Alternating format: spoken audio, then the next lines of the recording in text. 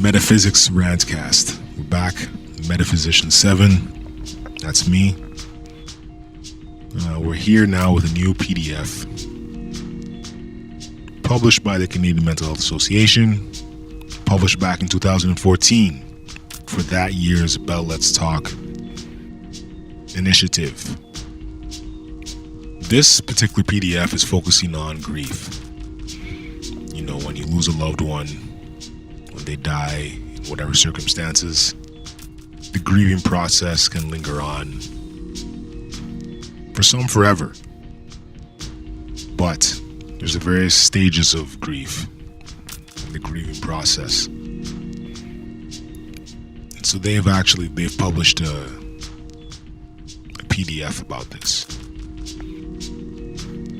Loss is one of life's most stressful events. It takes time to heal, and everyone responds differently. We may need help to cope with the changes in our lives. Grief is part of being human, but that doesn't mean we have to go through the journey alone. What is grief? Grief, also called bereavement, is the experience of loss. Many people associate grief with the death of an important person or pet. However, people experience grief after any important loss that affects their life, such as the loss of a job or relationship. Grief after a diagnosis of an illness or other health problem is also common. People experience grief in many different ways and experience many different thoughts or feelings during the journey. People may feel shocked, sad, angry, scared, or anxious. Some feel numb or have a hard time feeling emotions at all. At times, many people even feel relief or peace after a loss. Grief is complicated. There is no one way to experience grief. Feelings, thoughts, reactions, and challenges related to grief are very personal. Some people have thoughts or feelings that seem at odds with each other. For example, someone may feel depressed about their loss but accept the loss at the same time. Many people find that the intensity of their grief changes a lot over time. Holidays can often bring up strong feelings. For example, people work through grief in their own time and on their own path. What can I do about it? People express or talk about grief in different ways, but we all feel grief after a loss. In most cases, people navigate through grief with help from loved ones and other supporters, and in time, go back to their daily life. Some people need extra help from a mental health professional. Grief can be more complicated when the loss is sudden or unexpected, frightening, or the result of an accident or disaster, or the result of a crime. Other factors also play a role.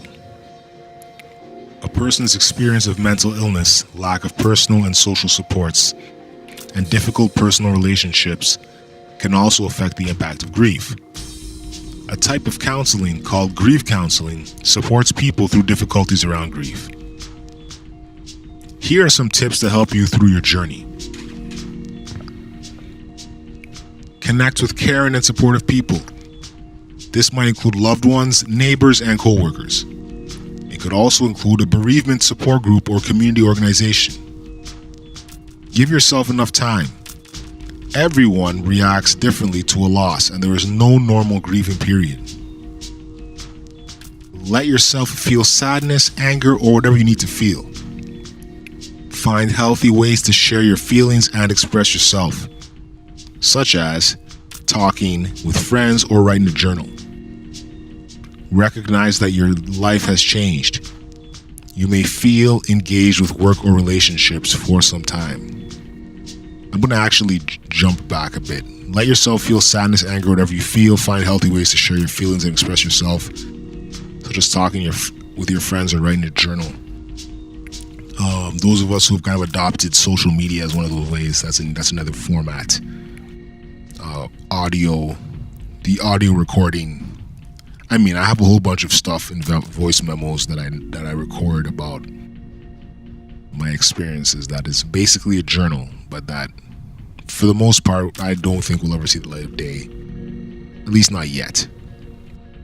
And I think for some of us, maybe you vlog, maybe you videotape yourself talking about it. Some of you writing is your medium. Maybe that's your thing. So I think that you can expand the form of expression of feelings to other formats. So recognize that your life has changed. You may feel less engaged with work or relationships for some time. This is a natural part of loss and grief. Reach out for help. Loved ones may want to give you privacy and may not feel comfortable asking about how you're doing. So don't be afraid to ask for their support. Holidays and other important days can be very hard. It may be helpful to plan ahead and think about new traditions or celebrations that support healing. Take care of your physical health. Be aware of any physical signs of stress or illness, and speak with your doctor if you feel that your grief is affecting your health. Offer support to other loved ones who are grieving. Reaching out to others may be helpful in your own journey. Be honest with young people about what has happened and about how you feel, and encourage them to share their feelings too. Work through difficult feelings like bitterness and blame. These feelings can make it harder to move forward in your life. Make a new beginning. As the feelings of grief become less intense, return to interests and activities you may have dropped and think about trying something new. Think about waiting before making major life decisions. You may feel differently as your feelings of grief lose their intensity, and the changes may add to the stress you're already experiencing. How can I help a loved one? Many people feel like they don't know what to do or say when a loved one is experiencing loss. If the loss also affected you, you may be working through your own experiences of grief. One of the most important things you can do is to simply be there for your loved one.